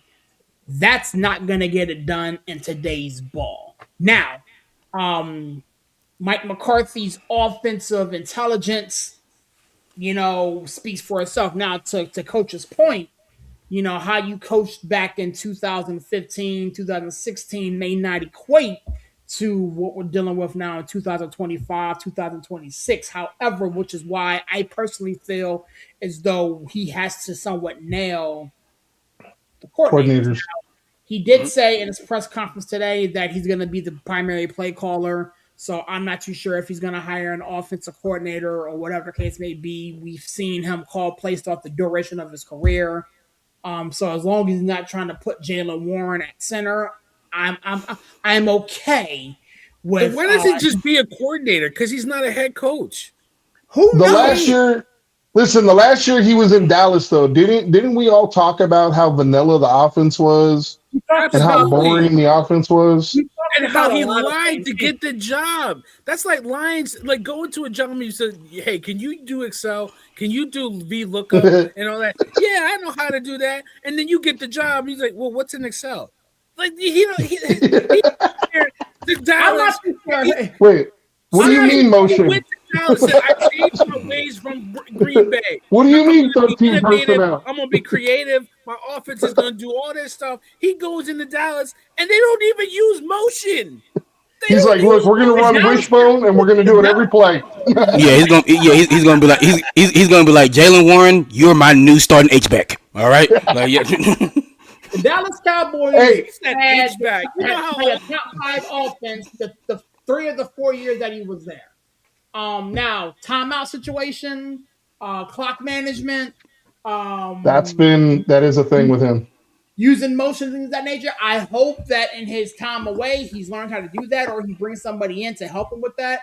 But I understood after taking a step back and kind of just letting my emotions kind of die down. I understood it because when you look at the candidates that we had to interview and the candidates that were at our disposal to potentially hire, you wasn't going to go young. You know what I'm saying? You wasn't going to go young defense. You know, we didn't know what the status was with any of the Kubiaks. You know, me and coach, not coach, but me and CK got into an argument, you know, earlier today about, you know, a Harbaugh. We wasn't going to go after Harbaugh. The Giants put on the full court press with that, and what Harbaugh wanted, we wasn't going to give him that. No. You know, McDaniel. We don't want to go that route. So when you look at it, you're looking at a Jesse Minter, you're looking at a Chris Shula, you're looking at a name that Sala would have coordinates. been good there. Who? Sala would have been good there. Maybe. I'm I not think sure. you need I mean, offense. Pittsburgh needs offense. You and that's need you and need. that's the thing. I think Well, I maybe think people if the get Steelers would have pulled off the Salah Dayball double play, there you go. yeah. Well, true. You know what I'm saying? Hey, So I'm understanding of a lot of things. Like, yeah, I wanted the sun, moon, and stars. And you know, here I landed. But for what we had to pick from, we could have done a whole lot worse. yeah, And fair. so here we go. You know what I'm saying? He'll be there for the next 3 to 4 years. And if it ain't right, you know, I mean, and we'll that's the thing, and This I feel like this is a hire that tells me the Steelers feel like they're in this window to win.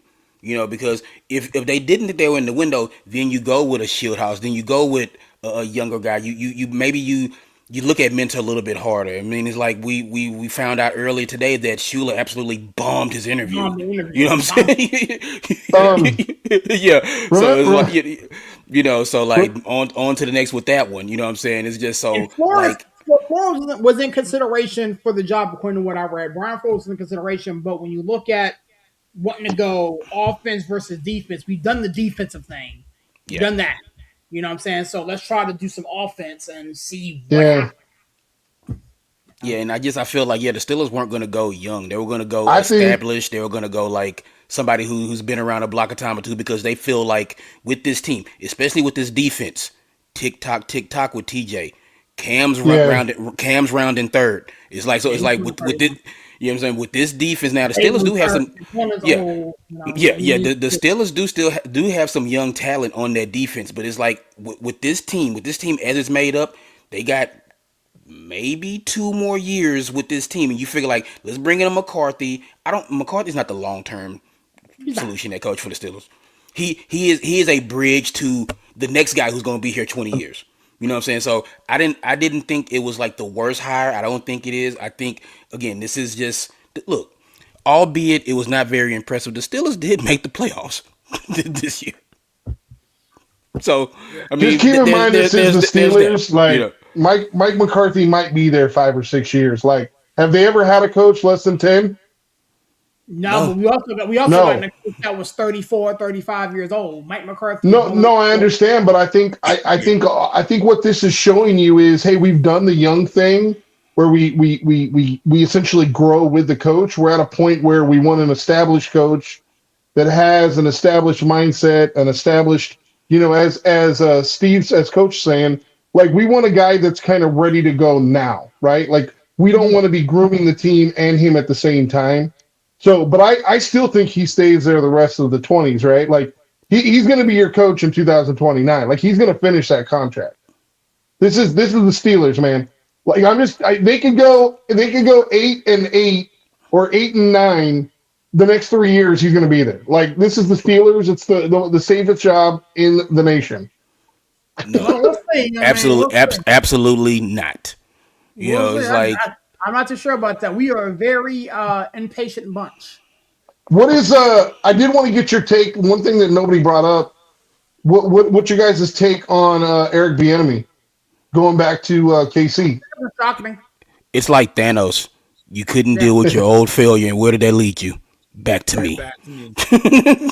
back to me. Right back to me. Mhm. Yeah, Yeah, I mean, yeah. You tried to do it on your own. You couldn't get a job. You couldn't get a head coaching job. Could barely get a coordinator job. All right, we'll bring you back on. Come on, come on. Come on, come on. come on Yeah. home. Come on I home. mean, and honestly, I think it's maybe they're grooming him to be the next guy because like Heir apparent to you Andy can't Reid. get. Yeah, because Andy Reid's not going to stick around too much longer. Eric Bieniemy has been a head coach a coaching candidate that has never Hmm. gotten that position. Maybe this is it. Come back here, kind of like Bill Belichick was always tied to the hip to Bill Parcells. Hmm. Maybe Eric Bieniemy is tied to the hip with Andy Reid, and he'll get him that head coaching position. So we'll see how that works Yeah, out. it's just like yeah, just come on home. You Yeah, like I mean, you, honestly, I think for him, like, I wish I could be a fly on the wall during his interview process because when you look at his teams, his offense is innovative. They do a bunch of stuff, and now again, we don't know what the status of Patty Mahomes is going to be going into training camp. I'm sure he's going to be delayed on whatnot, and what they decide to do as far as bringing in free agents and things of that nature. Mhm. But it did my heart a little good to see Eric Bieniemy back in Kansas City. I didn't even know until I looked it up that he was on the Chicago Bears coaching staff. yeah. Um, Hmm. so, Yeah, so he was I the didn't he see was that. the quarter he was the running backs coach, and it's like, Yeah. what happens to Nagy now? Is Nagy getting a job somewhere? I mean, Because he didn't get fired; he just left. He just does left. Yeah. Nagy work under Bieniemy? Hmm. I don't No, think because he so. was just the I just OC. I didn't see anything about Nagy. I mean, But I'm Nagy was wondering just the now. OC, so I think Nagy left the job thinking he would get a head coaching interview or two somewhere, and have an opportunity there. I think Matt Nagy should go to college. To be honest with you, that's my Yeah, I I think don't Matt see. Nagy would be a fantastic college coach. I didn't see I didn't see anything about Matt Nagy parting ways with the Chiefs or anything like that. So my he understanding, left. I didn't see That's what anything. Hold on a that's what I second. thought. I think he left. He I don't know. I'll I'm look looking it at up it while now. you Yeah. yeah. I mean, I Okay. don't know because he was the OC.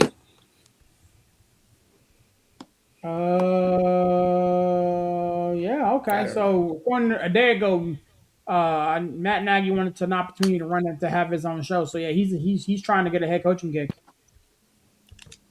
Yeah, Matt Nagy's no Mm. longer with the Yeah. Chiefs. So That's I the don't. team But brought I back don't Eric know if Bieniemy. he's going to get. Yeah. How many jobs are Huh. left? Head coaching jobs. Let me scroll up. Cleveland, One, Cleveland. two, Cleveland. three, four. So Matt, You you got the want to coach Buffalo in You Cleveland? Bills. know, we talk about like what the best jobs are. What's the worst job left, and why is it Arizona? Cleveland. The Arizona. only job left. No. Raiders. Arizona, Cleveland, and No, what else you got? You got Buffalo, Cleveland, Arizona, um, No, Buffalo's got their and coach. the Come Raiders. on Yeah, now. Buffalo's got their Buffalo's Buffalo's got got their coach. coach. Oh Brady. yeah, I'm sorry. Buffalo has the coach. So you have Arizona, Cleveland, Las Vegas. and Vegas. Yeah, and as much as you guys I think mean, opposite, the I think best Cleveland job is is the Well, left. worst Vegas is getting job. the number one pick. Vegas is getting the number one pick, so you can kind of be like, okay, maybe that's not the If worst job, whatever like that, if you mess But up if you mess up with the coach, it doesn't matter. Mendoza's gonna get himself killed. Yeah, but it doesn't matter. You got the number one You pick got if the you're number the one pick. Raiders, Yeah, right? yeah, yeah. So, I mean, you got that. Cleveland's got a pretty good defense. Arizona is a dumpster fire right now. Arizona is what the Texans were a couple years ago before they hit And jackpot here's with the thing in Arizona, and this is and I don't want to dump on the Cardinals, but it's like The Bidwells are bad. tough to deal Yeah, with yeah, too. bad roster, even worse ownership. Uh, Yeah. meh quarterback fan base. disaster. Yeah, meh fan base. Awful stadium. Is like there's a lot of things that are going wrong out in Phoenix for that team. So it's just that is the worst job. Yeah, I mean, listen, I mean, the stadium's not that bad. I mean, I actually gonna go out. I'll be out in It's Arizona not. this Yeah. weekend. It's not great. But It's already old. I You would know. take that over the Giants stadium. That's not saying much, Now, man. what State Farm Stadium, whatever they call it now. I like the location out in Glendale because like there's a lot of stuff to do around there and stuff like that. It hmm like the hmm location of the stadium is very nice, and I love where it is. But the actual stadium is like, ugh, it's just a big old stadium. There's no hmm character to it. Just a big old stadium. That's it. I know, It, I know it, it's a it, special place there's for no. you, Barry, being a Giants fan. But I mean, like, it's just I know. You're but like, yeah, have you been to MetLife Stadium? That stadium is gray because so they could easily interchange green and blue. That's that's yeah. that's MetLife Stadium for you in a Yeah, nutshell, right? MetLife, big stadium, lots of seats, big stadium, lots of seats, big stadium, big Oh stadium. my Yeah, that's god, yeah, it's big gray. circle stadium. Yeah, big It's circle gray. stadium.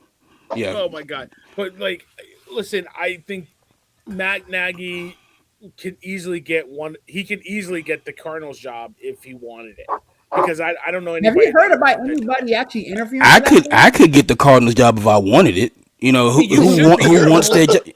You're a multiple time champion in college, so I don't know why You they haven't gotta I you don't know interviewed why you they didn't yet. get gotta a phone call yet, bro. Barry, you gotta think about it like this too, right? Like the Niners finished 12-5 and they were third in that division. Like it's not just that Arizona's the dumpster fire, it's that the three best teams in the NFC quite possibly are all in your division. Hmm. Well, I Like understand that, but like I need a job. no, I Yeah, understand that you Matt need yeah. a Nagy job, needs but a you know job. what? Mhm. Right, you need a job, but it's like, would you rather do that or would you rather go to Vegas? I I'd mean, rather I'd go Matt to rather Nagy. Vegas. I would I'm Matt rather go to Nagy. I need a Vegas. job. Yeah, I'd I be out need a yeah, there but job. Matt, Give Yeah. me a job. I mean, but yeah, look, the bid wasn't going to pay him like $15 an hour. So I mean that's that. You know what I'm saying? Yeah. So I mean, he gonna still have to like DoorDash or something like that on the side. It's like so it's just it's just with it's that a awful. DoorDash Like on I the said, side. You, sir, it are a is it's cornball.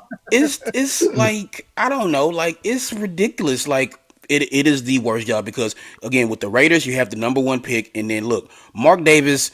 He's kind of like his dad, not as bad. You can He's kind of more hands reason, off. yeah. He's more hands You off. can reason with Right. Mark. Look, because Mark cares more about the Aces than he does the Raiders at this Yeah. point. You know what I'm But saying? He's honestly, So he's I feel pretty like I got tied the up with list his here. girlfriend. I don't know if you guys are Yeah, aware. yeah, yeah. I got the but list here I of the feel like head the coaching Raiders are interviews holding out. that I feel like the Raiders are holding out. Serious. I think they have like a kind of handshake deal with Kubiak. Once you finish well with the Super Bowl, Kubiak is linked to the Arizona Cardinals job. I'm looking at the list There here ain't of no people way. that I'm looking he There at the ain't list here no of people. way. There's no I am way Clint's looking gonna do that. I am looking at the list here You're the of the hottest coach in the league. You I'm can go that telling doesn't you, fire. I'm No looking way. at the list here well, of the hold on. head coach Hey, you know We what? gotta interviews be that they have Listen, had. I'm gonna drop a little knowledge on you guys that you probably did not know, being a Niners fan. Did you know that Clint and Clay Kubiak are twins? Right, the No. brothers, both the They're 49ers offensive brothers. Wait a coordinator. minute. Oh No, no. no, twins. They're And you know what happened? brothers. Oh Yes, They're wow. and related. do you Same know? Do you know owner. what? Do you know what Clay did when Arizona asked him to interview? He pulled his name from consideration. There ain't no way his brother's going there. No, but here's the Um deal. Here's the deal, though. Seriously, we said there was the hottest name a couple years ago in the coaching carousel was Demarco Ryans. We said there D'Amico? ain't no way he's gonna go to the DeMarco, Houston. I haven't D'Amico, heard of yeah, that yeah. guy. Nah, D'Amico, DeMarco, tomato, D'Amico. tomato. It was like whatever. Coach Hey, Ryans. that Yeah, must be Kamala, D'Amico's. That's Camila. D'Amico's brother. Come on, shut up. Seriously, That's his though, twin. Ryan. I'll just say D Ryans was the hottest candidate and he went to the Texans, and we were like, why the hell would you go to the Texans? Well, I mean, Why I that? understood why he went to the Texans. I mean, as a Texans fan, I mean, it meant I mean, something to him. You know what I'm saying? Like he Yeah, played for the he's a Texans. former Like, you know what I'm player. saying? It's like, yeah, yeah, That was former the job player. he would have listen, taken. it's hard to leave H Town once you've been there. I Cal know. McNair literally begged D'Amico Ryans, like All right, literally but begged check this him, out. like You have please help her, sir. Like, Thomas Brown, who is the passing coordinator for the Patriots. mhm. Uh, the you got How is Vance anybody Joseph, on that staff gonna get a? Cardinals should contact Philip Rivers. Vance Joseph, Clint Kubiak, Mike LaFleur, Raheem Morris, Matt Nagy. Those are the and Anthony Weaver. Those are the guys who are still in the running for the It's head always coaching. And, Anthony Weaver. Always And and Anthony you know Weaver, what? ain't always Let me it? just tell Always you, Anthony. as a Niners fan, I'm very comfortable with them hiring any of those guys. Go I'm ahead, sure have you your would be. pick of the litter. Go I'm ahead, sure you would Cardinals, be. do your worst. So, you have for the Cleveland Browns, since we're talking about potential, you have Aiden Dury, Yeah, that Hmm. the sounds about right. Yeah, the yeah. coordinator for the Seahawks, defensive coordinator Anthony Lynn, Equipment locker Hmm. room guy. Hmm. Todd Munkin. Oh yeah, Uh, yeah. let's Yes, see, you got Dan Pritchard. I think that was completed, but I think he was just hired. I got to check my notes there. Hmm. these are all Um, the guys that are at Jim Schwartz's poker night. Jim Schwartz was the guy who's been named. Jim Schwartz. Nate Steelhouse from the Rams. Those are guys who are linked No, to the these are Browns. guys when you're 20 years into your Madden franchise. These are the guys you're coaching against. That's what those Right. guys sound like. These are the guys you're coaching against. Yeah, this is the guy when you're like, you know what? Maybe we should have fired Kevin Stefanski. Like, Yeah, what no, the right? Yeah, fuck? maybe we should have figured it out. Like, yeah, You know yeah. what? Hey, Kevin, come back here. Hold on a sec. No, it's like My, Kev my Shador. bad. Yeah, yeah. It's like Kev Shador. Here's a bottle of vodka. Neither one of you leave this table until y'all figure this out. All right? Because It'll be you fine. know. But anywho, man, let me get you guys out of here, man. We didn't even get to talk baseball or basketball, man. This was a crazy show. But I want to get you guys out of here in enough time to get on with your evening, man. Breaking news. Thanks for coming by, kicking with us, man. Give us a plug and close up. Shut it down, big homie. Yeah, man. You know what? It's always a pleasure dicing it up with you guys. Like you said, we were unable to get some of the other sports. I was gonna say, you know what? Late news out of rumors out of LA is that the Lakers are going to move Austin Reeves. So we've talked about that before. So it looks like they don't intend to sign him long term. Because that's the only trade chip Hmm. they have. They ain't moving Austin Reeves, man. I'm not believing I that. But if That don't know about but, that. but, Yeah. but if they I'm move telling you. him, um, we need Yeah. to the launch There pad needs needs there, to there needs to be a call from the 713 area code to LA. immediately. Immediately. All right, boys. Take care. All right, big dog. Catch up with you next time, man. Coach, you know what to do. Get us out of here, big homie. Yeah, always a pleasure to come in here and kick it with the execs on a Tuesday night. Look, guys, I say it all the time, every time I'm here. If you see the show, share the show all over the place. Backstage business, like make sure you're watching the shorts and stuff like that we're cranking out, like all the content and stuff like that. Like, and you know what I'm saying, we love bringing this to you, and we love the support. So we love you right back. So y'all know how I close it. God is good. All the All the time. time. Make sure you drink y'all water. I have my whole mason jar full of water I've been drinking this show. Make sure you stay Enough hydrated, water and not got the poo-poo. especially in these winter months, guys. It's very important. When you're out there shoveling, like my whole right side still hurt from shoveling, 14 inches of snow the other day. So it's like when you're out there shoveling and stuff like that, make sure you stay hydrated. And of course, get the dubs up. Wu-Tang is for the children. Peace. Appreciate you, big dog. Well, you know what to do. Get us out of here, big homie. Yeah, I mean, one of my friends, I was just checking my phone. Like, he sent a crazy trade idea, moving anybody and everybody to get for the Knicks to get Giannis. I'm like, oh my god, please don't make it happen. But that's just NBA talk. We'll get to that soon as the trade deadline starts to approach, and we head into the All-Star break. But honestly, um, everybody thinks that the Lakers are like a finals contender. Stop. They don't play any defense. Don't do that. So moving, you got to move Rivers. That's the only trade chip you got. So I'm just not seeing it though. I'm not buying it. But either way, good show talking in a lot of NFL. We didn't even get to the championship games. 2 good games that we didn't even hit on. We'll talk about that next week and whether you got to do to win the big game because you can't say the S word. You can't say the S word, you get sued. But no, good show, great show. Shout out to Coach Brian for hopping through. Larry, on vacation, he shouldn't be on the phone. He should be enjoying his vacation. We'll talk to you soon, and we'll be back at it again tomorrow. Talk some WWE heading into Royal Rumble. So yeah, man, it's gonna be let's a big get show, it, baby. For that, man. Appreciate you, big dog, man. Yo, it's your boy Sears repping that 412 and the 703, man. Such a privilege and pleasure doing this show with these gentlemen on tonight. As I always allude to, man, thanks to everybody for checking this out, man. Our show is really blowing up, man. I can't thank everybody enough for rocking with us, man. Our friends over at Nonsense and Thoughts, my boy Trav on the Play Book Podcast. Looking forward to being in the building tomorrow. Everything around WWE, man. The Royal Rumble is this weekend. We got a lot to talk about. And hopefully we get in and get out. And not waste anybody's time, man. I always close out my shows like this, man. God is good, even though sometimes people are not, man. God bless. Catch you guys on the next one. Peace.